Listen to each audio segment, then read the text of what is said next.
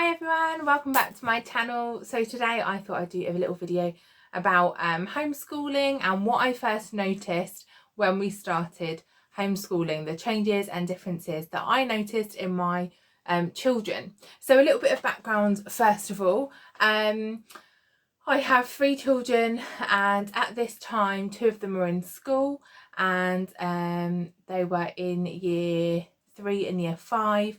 And without going into detail, we just felt that the school system, not just that particular school, couldn't cope with 30 students in a class. Now, as I say, it wasn't just their school. I think this is true for everything, and it wasn't their teachers, because their actual teachers were fantastic and tried their very, very best. And I also, if I was a teacher of 30 students, just couldn't give them the individual time that they need.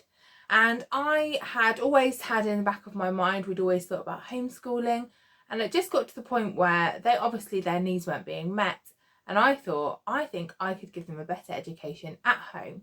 And I was in the fortunate position where I could do that. My job worked around me working from home or being at home, and so we decided to take them out, and the changes in them were fantastic. So first of all, they just really relaxed into life at home. So a lot of people say, oh, I couldn't homeschool because, you know, at the end of the summer holidays, I'm desperate for my children to go back to school. And I was the same. And I am the same with my littlest. She goes to school. She's in year 1. And equally, at the end of the summer holidays, she is ready to go back to school, and I am ready for her to go back to school. So it's not like that though when they're at home all the time, because they kind of relax into life at home. They get their own kind of routine. They know what they can do at different times. You know, they're not always waiting for me to direct their time, to provide them with an activity or something like that. So it just, the way that they relax into it means it's a lot easier to live at home all together, and much different than it is in the holidays, where they don't quite know how to be at home for hours and hours on end, because they're not used to that, and so they don't know how to entertain themselves or what to do. Secondly, they had more kind of extended play. So sometimes their play would last for days and days and days, and they would set up forts, or they'd use maybe their army men or little kind of small world characters, and they'd set up areas, and these would last for days, and they would come in and out of play. So we could do a little bit of work, but then they'd go back and they could play for hours and hours. And this still happens now. They're almost like constantly in a state of kind of imaginary play. And we might have, I don't know, they might set up like a little doctor's reception area, and that was there for days, and they will just continue to play with that in different ways. They can play together and on their own for a much longer period of time than they could when they were at school. I think it's, you know, a lot of changes going from one thing to another, but now the play is much longer. Thirdly, and the biggest difference I noticed, particularly in in Sam, who's autistic, is he's much calmer and much happier. He was getting to the stage where he was having meltdowns every day after school. It's like that, what do they call it? Restraint collapse, something, school restraint collapse. Yeah, but essentially they hold it all in at school and then come home and collapse basically, and let out all their emotions, and then you get all their kind of negative emotions there, because home is their safe place. But we obviously didn't have that then, because he wasn't in situations where for long periods of time he was having to hold in his emotions. So it was actually quite interesting when he went for his autism assessment.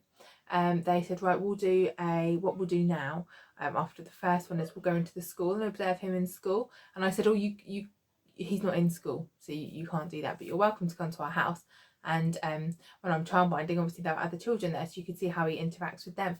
And they said, no, the thing about school is, particularly for autistic children, it's a high pressure environment, and so we want to see him ideally in that high pressure environment.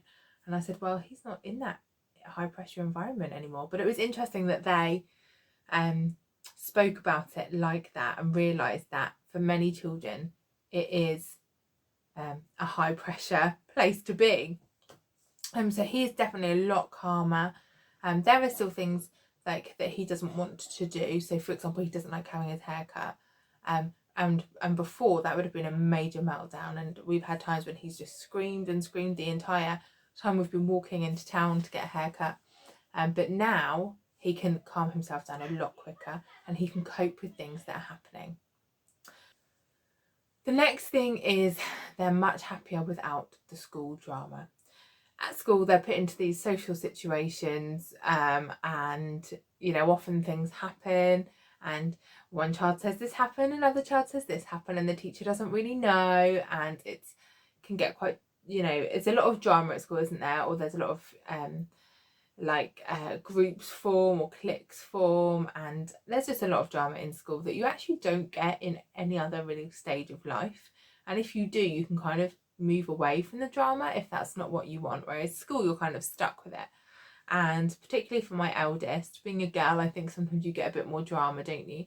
And she's really noticed I've noticed that she's a lot happier without all the school drama. And sometimes she hears it because she meets up with her friends from school sometimes, and they tell her what's going on. And I'm just so thankful that she's not in that now, because she really struggled with that. And if like a friend wasn't happy, she'd be really worried about it and all this kind of thing. Or she, something would happen and then someone would tell it in a different way, and she'd get told off for something that wasn't quite how it had happened. And then she was like, but I didn't do anything wrong, and blah blah blah. I'm not saying she's perfect, because they're not, but sometimes it is a stressful situation for her, and she's so much happier now without that. And sometimes when things do happen, because she sees friends, but what she tends to do now is to kind of see friends for like 2 or 3 hours at a time. So she has like home ed friends, and they might like have a play date or something, or go into town or whatever, but it's only for a couple hours, and you just don't get the kind of the same drama. And actually, if she realizes that that friend is a bit high maintenance, or is a little bit funny, she can just kind of back off a little bit. And I was like, that's actually what you do in real life. Like if I had a friend, or if I started to make a new friend, and then I realized that actually they're going to cause lots of drama in my life, I don't want that, and I can just back off. Or for example, you find people like you, don't you? So I'm quite rigid and with time, and quite structured. And so if I've got a friend that's potentially going to be like an hour, 2 hours late to something that we've arranged, I'm probably not going to arrange to see them very often, because that doesn't work around my schedule. Some people, that wouldn't matter at all, and they're really flexible, and they're like, yeah, that's fine, I'll just wait here for 2 hours. You turn up whenever you want, and we'll just then continue our thing. But I'm like, no, we said we're meeting at 10. I've got something booked at 12, so you can't be 2 hours late, because I've, you know what I mean? So I was saying, like, in real life, that's kind of how it works, and school's quite different. And so it's been helpful for her to be away from that drama. And so, sorry, as I was saying, now that things happen, she can just come away from those, and then we'll talk about it. Because obviously things happen with friends still, don't they? But then because she's not with them all the time, she can go back to them next week, and it's like fine, and it's not an issue again. And what I did find relating to that actually is that both of them, particularly, they needed to talk about the negative things that happened at school. And it's almost like, I think that's what the deschooling is, isn't it? Like looking at things when you're outside of them and saying, okay, that happened, that wasn't okay. And I've noticed that, like as an adult, for example, coming out of childhood, I'll notice some things that adults did, and not anything particularly bad, but I'll go, oh, an adult did that when I was younger, and I thought that was odd, but now as an adult I realised that wasn't right, and my feelings were correct. And as a child you just think, oh, adults know everything, don't you, and they're great. And as an adult now, realising they don't always know everything, and sometimes things they did weren't right. And it's the same for them now. They're out of the school situation, and they're looking back at things that happened, going, no, that really wasn't normal, or that wasn't really right, was it? And I'm like, no. And actually, often in the real world, you don't have things like that happen. So yeah, I think for my children, it's been amazing. It's been life-changing, and I'm really looking forward to taking my youngest out of school soon. I put her in because I really wanted her to. There's just some skills that schools have, that schools teach children, that are really good. And I'm not, you know, against schools. I think they have their place. Like, I absolutely loved school as a child. I wouldn't have liked to have been homeschooled. I loved hanging out with my friends every day. I had a great time.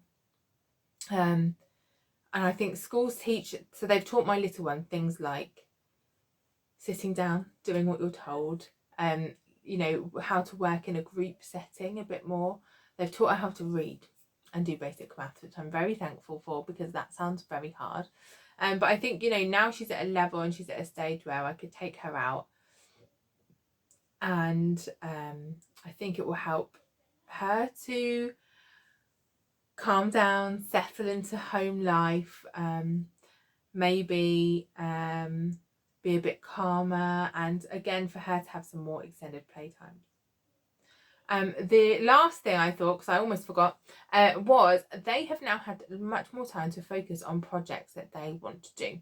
So, for example, Hope, my eldest, she absolutely loves playing piano, but she had lessons for years while she was at school, and she just did not have the time to practice. Like, actually, some days it was genuinely very, very hard to find 20 minutes for her to practice. Once you've kind of got up in the morning, got ready, gone to school, come home, done an after school club, done dinner, done bath, you just don't have the time for everything.